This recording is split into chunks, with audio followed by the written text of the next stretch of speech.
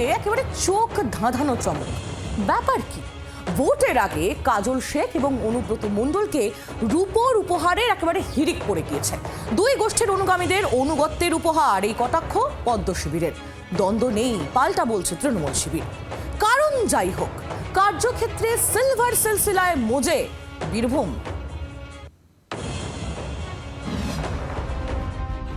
বাড়ছে রূপোর দাম। বীরভূমে তৃণমূলের অন্দরেও চকচক করছে রূপো। জেলার রাজনীতিতে প্রভাবশালী দুই তৃণমূল নেতা অনুব্রত মণ্ডল ও কাজল শেখ রূপোর উপহার নিয়ে চলছে কার্যত প্রতিযোগিতা। কোথাও রূপোর মুকুট, কোথাও রূপোর বাঁশি বা শঙ্খ উপহারের মাধ্যমে নিজেদের আনুগত্য স্পষ্ট করছেন দলের কর্মী ও অনুগামীরা। বৃহস্পতিবার সাঁইথিয়ার উৎসবে কাজল শেখকে সংবর্ধনা দেওয়া হয়। উৎসব কমিটির পক্ষ থেকে তার হাতে তুলে দেওয়া হয় রূপোর শঙ্খ।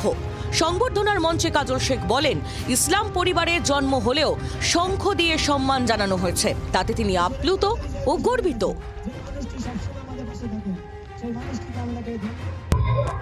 পথপ্রদর্শকের সদস্যরা আজকে যে উপহার দিল আমাকে এবং বিগত দিনে যে উপহার দিয়েছে, সেগুলো আগামী দিনে আমার চলার পথের প্রেরণা। এভাবেই আমি উদ্বুদ্ধ হই, এভাবেই আমি 24 ঘন্টার মধ্যে 20 থেকে 22 ঘন্টা পরিশ্রম করার সাহসের আমাকে যোগায়। এর আগে মোহাম্মদ বাজার 2 নম্বর ব্লকের জনসভায় অনুব্রত মণ্ডলের হাতে তুলে দেওয়া হয় রূপোর বাঁশি। পাশাপাশি রাজনগর ব্লকের একটি দলীয় সভায় তাঁকে রূপোর মুকুট পরিয়ে সংবর্ধনা দেওয়া হয়।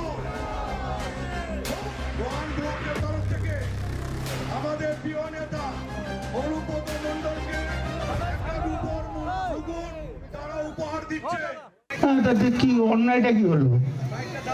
দিতেই পারে, কর্মীদের ইচ্ছা হয়েছে দিয়েছে, ব্লক প্রেসিডেন্টের ইচ্ছা হয়েছে, সবাই মিলে দিয়েছে, অসুবিধা কি?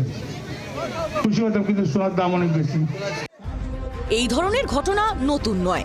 গত বছর নানুরে কাজল শেখকে 5 কেজি ওজনের রূপোর তরোয়াল উপহার দেওয়া হয়েছিল। এই রূপোর উপহার ঘিরে বিজেপির কটাক্ষ, অনুব্রত ও কাজল শেখের মধ্যে অভ্যন্তরীণ টানাপোড়েনের কারণেই তৃণমূলের একাংশ দুই নেতাকে খুশি রাখতে প্রতিযোগিতায় নেমেছে। যদিও তৃণমূল নেতৃত্ব এই দাবি মানতে নারাজ। রাজনৈতিক মহলের মতে দলীয় ব্যাখ্যা যাই হোক, বীরভূমের রাজনীতিতে দুই শীর্ষ নেতার গুরুত্ব ও প্রভাব বোঝাতে এখন রূপোর উপহারই নতুন ট্রেন্ড। প্রসেনজিৎ মালাকারের রিপোর্ট, জি 24 ঘন্টা। বাংলার আওয়াজ, বাঙালির আবেগ, জি 24 ঘন্টা।